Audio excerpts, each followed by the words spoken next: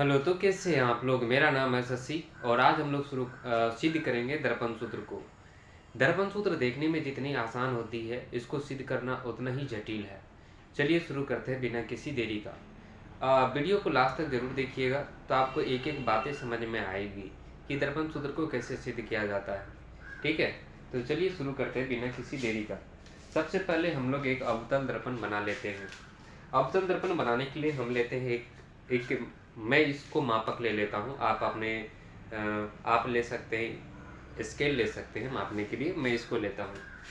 इसको इसलिए ले रहा हूँ ताकि आसानी से मैं मतलब हर दूरी को एक सही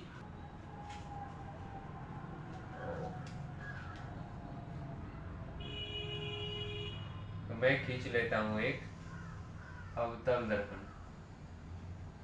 अवतल दर्पण एक निश्चित दूरी हम लोग वक्रता केंद्र ले लेंगे जहाँ से खींच रहे हैं। लगभग ये हमारा एक वक्रता केंद्र हो गया। निश्चित दूरी लेने से अर्थ ये होगा कि आपको कोई परेशानी नहीं होगी दूरी को निकालने में। दूरी को निकालने में आपको कोई परेशानी नहीं होगी। तो हम लोग ले लेते हैं और इसके मुख्य अक्ष जो है इसको थोड़ा सा और आगे बढ़ा लेते हैं। मुख्य अक्ष को थोड़ा सा और आगे बढ़ा लेते हैं। तो मैंने मुख्य अक्ष को आगे बढ़ा लिया। आप इसको मान, ये होता है आपका वक्रता केंद्र सी, और इसके आधे जो होंगे वो होंगे इसके फोकस दूरी।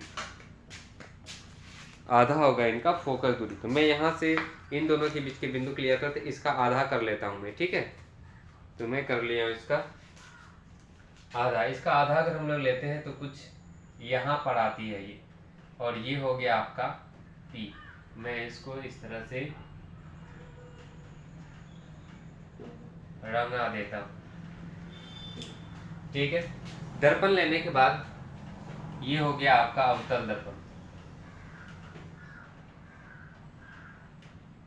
दर्पण लेने के बाद ये यहाँ से यहाँ तक की दूरी को कहते हैं हम लोग एफ। मैं यहाँ पर एक साइड में लिख देता हूँ ताकि आप लोग को समझ में आए। पी एफ जो है हमारा है फोकस दूरी, हमारा फोकस दूरी जिसको हम लोग सूचित करते हैं स्मॉल एफ से। और पी सी बराबर जो है ये है वक्रता त्रिज्या जिसको हम लोग शुरू करते हैं आर से। ठीक है, आप स्मॉल ए कैपिटल दोनों ले सकते हैं, यहाँ पर कोई दिक्कत नहीं है। ठीक है, तो वक्रता त्रिज्या हो गई आपका आर। यहाँ पर हम लोग ले लेते हैं एक वस्तु जिसको हम लोग मान लेते हैं ए बी, और यहाँ से हमें तीन रेखाएं लेनी है जो वस्तु से होकर दर्पण से टकराएगी। तो मैं यहाँ से ले लेता हूँ आपका एक रेखा ये ए बी। मैं ले लेता हूँ यहाँ पर एक रेखा ए बी ले लेता हूँ। ठीक है, सॉरी ये दर्पण मुख्य अक्ष के समांतर प्रकाश की किरण है। ये ए से मुख्य अक्ष के समांतर प्रकाश की किरण है जो होकर कहाँ से गुजरती है, फोकस से। ये बात हम लोग जानते हैं। दूसरी, वक्रता केंद्र से होकर जो गुजरने वाली रेखा होगी वक्रता केंद्र से ही क्या होगी, परावर्तित होगी। ठीक है, और तीसरी रेखा अगर ये ध्रुव पर कोण आर के साथ आपतित हो रही है तो कोण आई के साथ ये क्या होगी, परावर्तित होगी। कोई तीनों रेखाएं इसी बिंदु पर मिलेगी। अगर आप इसी तरह से माप करके बनाते हैं दूरी को तो तीनों रेखाएं आपको मिलेगी। और यहाँ पर जो ये तीनों रेखाएं मिली, यहाँ पर हो जाएगी बी डैश और ए डैश। ये हो गया आपका प्रतिबिंब। ये वस्तु ए बी है तो इसका प्रतिबिंब बना बी डैश ए डैश। ठीक है, उल्टा हो गया ए डैश बी डैश, उल्टा प्रतिबिंब बनता है इसका अवतल दर्पण में। और यहाँ से हम लोग लेते हैं बी से पी के बीच की दूरी। बी पी बराबर जो होता है ये हो गया आपका वस्तु जीरो दूरी जिसको कहते हैं हम लोग यू। और बी डैश पी के बीच की दूरी है, यहाँ से वस्तु से ध्रुव के बीच की दूरी, ये कहलाएगी आपका प्रतिबिंब दूरी जिसको कहेंगे हम लोग भी। ये 4 पॉइंट आपको समझ में आया होगा। और यहाँ से हम लोग जानते हैं F बराबर R बराबर जानते हैं आप लोग 2F। ये बात को याद रखिएगा, पिछले क्लास में हम लोग ये सिद्ध कर चुके हैं। अगर आप वो वीडियो नहीं देखे हैं तो जाके देख सकते हैं। यहाँ तक होने के बाद अब हम लोग क्या करते हैं, ठीक है, यहाँ से आपको दो त्रिभुज लेना है। एक त्रिभुज का नाम हम लोग लगते हैं ए बी पी, ये त्रिभुज, और ये वाला देखिएगा ए डैश बी डैश पी, ये दो त्रिभुज लेते हैं। मैं आपको यहाँ बाहर निकाल के बना लेता हूँ ताकि आपको सही से पता चले। अगर आप इस तरह से आप देखते हैं तो ये बना आपका ए बी, और यहाँ से पी, और ये हो गया आपका बी पी। और दूसरा देखिए यहाँ पर है बीच में, इस रेखा के बीच में B dash A dash P, तो यहाँ से कोई दूसरा बना आपका D dash A dash P. ठीक है, चलिए इस त्रिभुज में ये जो त्रिभुज लिए हम लोग, मैं यहाँ पे लिख भी देता हूँ, त्रिभुज ए बी पी और त्रिभुज ए डैश बी डैश पी में अगर यहाँ ये दोनों कोण जो है परावर्तन के नियम से, अगर ये आई के साथ आपतित हुई थी तो आर के साथ परावर्तित होगी। जो आपतन कोण और परावर्तन के नियम से आपतन कोण और परावर्तन कोण बराबर है, तो ये वाला कोण और ये वाला कोण आपस में बराबर है। और यहाँ पर देखिएगा ये वाला कोण जो है आपका, जो वस्तु रहेगी 90 डिग्री, मतलब एकदम सीधे ऊर्ध्वाधर रूप में खड़ा होती है, जो 90 डिग्री का कोण बनाती है, तो ये 90 डिग्री का, ये 90 डिग्री का हो गया। ठीक है, इस त्रिभुज में अगर आप देखते हैं तो त्रिभुज में आपको दो चीज मिलेगा, कोण, यहाँ से कोण ए पी बी बराबर, देखिए त्रिभुज ए बी पी और त्रिभुज ए डैश बी डैश पी में, ए बी पी और ए डैश बी डैश पी में ये कोण ए पी बी, ये वाला कोण और ये वाला कोण आपस में बराबर है, तो कोण ए डैश पी बी डैश ये बराबर है परावर्तन के नियम से। मैं यहाँ पे लिख देता हूँ परावर्तन के नियम से। और दूसरा जो कोण आता है आपका ए बी पी, कोण ए बी पी बराबर आएगा कोण ए डैश बी डैश पी बराबर 90 डिग्री का है।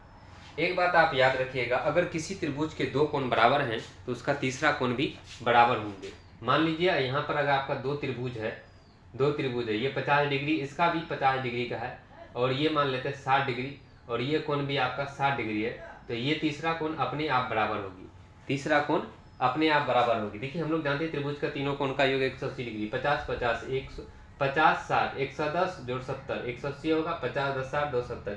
यहाँ पर भी सेम बात है, दो त्रिभुज के दो कोण बराबर है तो इसका तीसरा कोण भी क्या होंगे, बराबर होंगे। मैं यहाँ पे लिख देता, अगर त्रिभुज की, अगर आप लिखना चाहते तो नोट में लिख सकते हैं, अगर त्रिभुज की दो कोण बराबर हो तो उसकी तीसरी कोण भी 60 110 70, तीसरा कोण अपने आप बराबर होंगे। ठीक है, तो अगर त्रिभुज के दो कोण बराबर होंगे तो तीसरी कोण क्या होगी, अपने आप बराबर होगी। ठीक है, तो मैं यहाँ पर इसके लिए तीसरा कोण को यहाँ लिख रहा हूँ कि बी ए पी बराबर, कोण बी ए पी बराबर कोण आएगा B dash A dash P.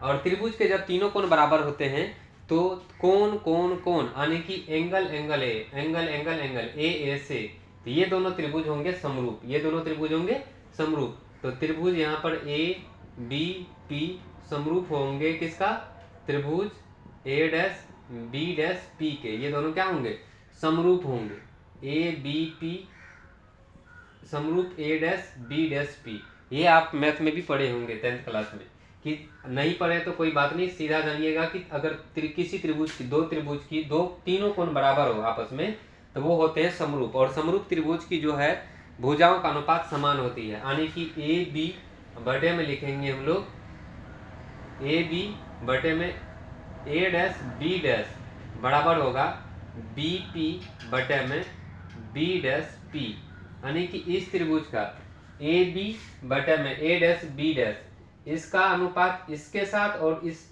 पूरा बीपी के साथ, बीपी का अनुपात बी डैश पी डैश के साथ क्या होगा, बराबर होगा। तो ये हो गया पहला समीकरण मान लिया। अब हम लोग दूसरा त्रिभुज लेंगे।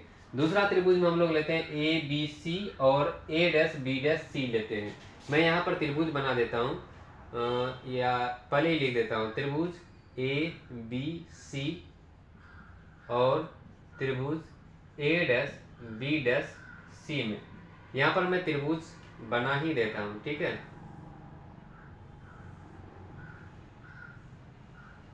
लीजिए, तो आपका त्रिभुज बन गया ये हो गया ए बी, और ये हो गया सी, और ये हो गया ए डैश बी डैश सी। यहाँ पर आप देखते हैं कि ये दोनों कोण शीर्षाभिमुख कोण होंगे जो आपस में बराबर है इस दोनों त्रिभुज के। तो मैं यहाँ लिख देता हूँ कि कोण ए सी बी बराबर कोण ए डैश सी बी डैश, और दूसरा होंगे ये वाला कोण जो 90 डिग्री का होंगे, क्योंकि जो वस्तुएं रखी जाती है वो ऊर्ध्वाधर रेखा में रखी जाती है, यानी कि सीधी रेखा में रखी जाती है 90 डिग्री के कोण के साथ। तो ये हो गया आपका दूसरा ए बी सी बराबर होंगे कोण ए डैश बी डैश सी। और अगर त्रिभुज की दो कोण बराबर हो जाएगी तो तीसरा कोण भी बराबर होगी। मतलब आप समझ लीजिए, अभी तुरंत जस्ट बताएं कि अगर किसी त्रिभुज के दो भुजा बराबर तो तीसरी भुजा भी बराबर होंगे। आप यहाँ पर लिख करके इसके बाद लिखना चाहते तो लिख लीजिए, ऐसे भी लिखिएगा तो कोई दिक्कत नहीं है। तो बी ए सी, कोण बी ए सी बराबर आएगा कोण ए dash B dash A dash C, ये हो गया आपका। और यहाँ पर भी ये भी ए से क्या होंगे, सर्वागसम होंगे, यानी कि ए से एंगल से, तीनों एंगल बराबर है इसका, तीनों कोण तो सर्वागसम होंगे। तो इसका भी यहाँ पर देखिए ए बी बटे में बी सी, ए बी बटे में बी सी बराबर होंगे क्या, देखिए A dash B dash A dash A dash B dash A B बटे में ए डैश बी डैश। एक भुजा इस त्रिभुज का लेंगे तो एक भुजा इस त्रिभुज का लेंगे, बी डैश बराबर होगा बी सी बटे बी डैश सी। ठीक है, ये हो गया आपका समीकरण 2। अब आप आइए समीकरण 1 और 2 में। समीकरण 1 और 2 से आप देखिएगा कि ए बी बटे A dash B dash, A B बटे ए डैश बी डैश बराबर बी पी बटे बी, मतलब ये दोनों इस साइड का राइट साइड, यहाँ पर लेफ्ट साइड का दोनों बराबर है।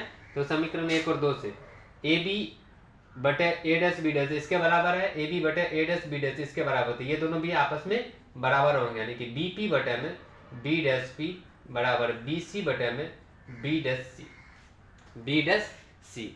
चलिए, यहाँ तक तो समझ में आ गया होगा आपको, कोई दिक्कत नहीं होगी। अब यहाँ से हम लोग थोड़ा सा मोड़ आएगा क्वेश्चन में, तो इस चीज को हम लोग कर लेते हैं, ठीक है। चलिए, तो हम लोग लिख लेते हैं, देखिए यहाँ से हम लोग BC बराबर निकाल लेते हैं कुछ। BC बराबर देखिए, ये जो BC है आप क्या लिख सकते हैं, BC को लिख सकते हैं आप BP माइनस लिख सकते हैं PC। BC बराबर ये BP माइनस PC लिख सकते हैं। BC बराबर आप लिख सकते हैं, वहां से आप इस फिगर में आप देख सकते हैं यहाँ BC यहाँ से है, और इस दूरी में से, ये पूरा में से इसको अगर घटा देते हैं तो ये बचेगा आपका, ठीक है। तो मैं यहाँ पे लिख दूँ BC बराबर हो जाएगा आपका क्या, BP माइनस हो जाएगा क्या PC, या CP भी लिख सकते हैं आप। और दूसरा B डैश C बराबर B डैश C, देखिए B डैश C इसके बराबर लिखना है आपको।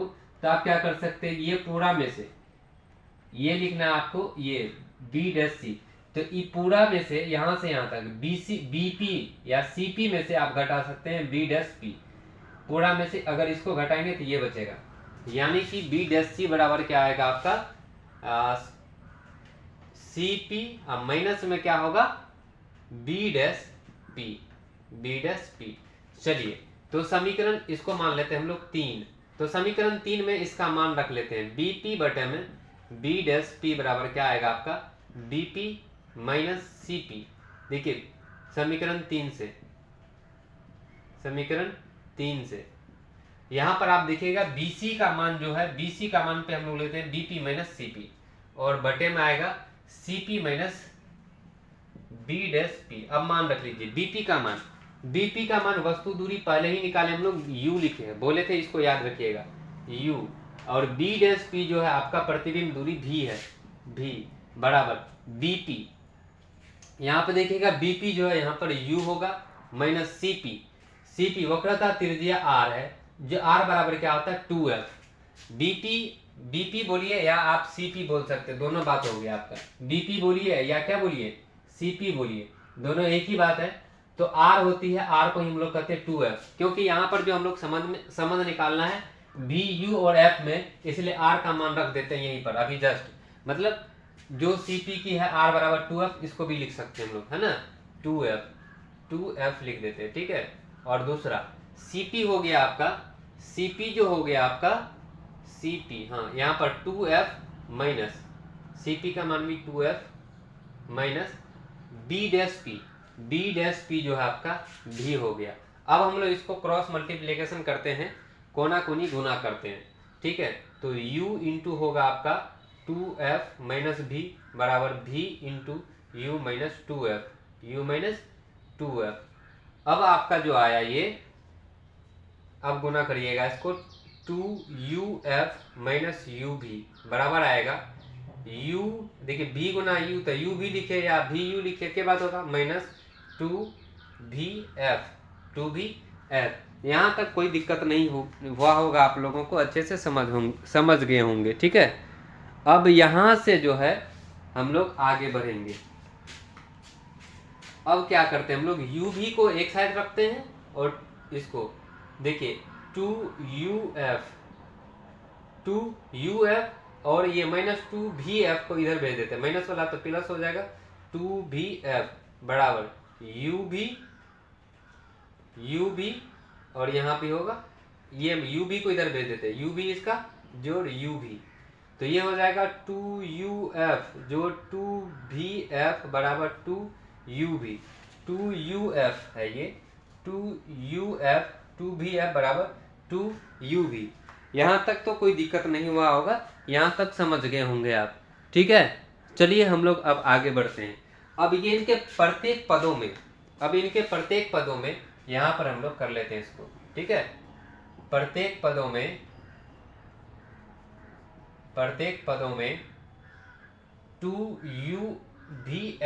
2uvf से भाग देने पर अब भाग दीजिए, 2uf बटे में 2uvf जोड़ 2vf बटे में 2uvf बराबर 2uv बटे में 2uvf, 2uv से 2 से 2, v से v, f से f, और यहाँ भी 2u से 2u, f से f बचा, कट गया, तो ऊपर में बचा 1, नीचे में v बराबर 1 बटे u, सॉरी प्लस है बीच में, बराबर 1 बटे f। और ये हो गया आपका मिरर फार्मूला हो गया प्रूव्ड। आशा करते हैं कि आप इसको समझे होंगे, और हमारे चैनल पे नए हैं तो चैनल को सब्सक्राइब जरूर कर लीजिएगा। ऐसे नए, हम लोग का एलईडी बोर्ड नहीं है दोस्तों, इसलिए पूरी बहुत मेहनत करना होता है, तो सब्सक्राइब जरूर कर लीजिए चैनल को और शेयर कर दीजिएगा अपने दोस्तों के साथ। धन्यवाद।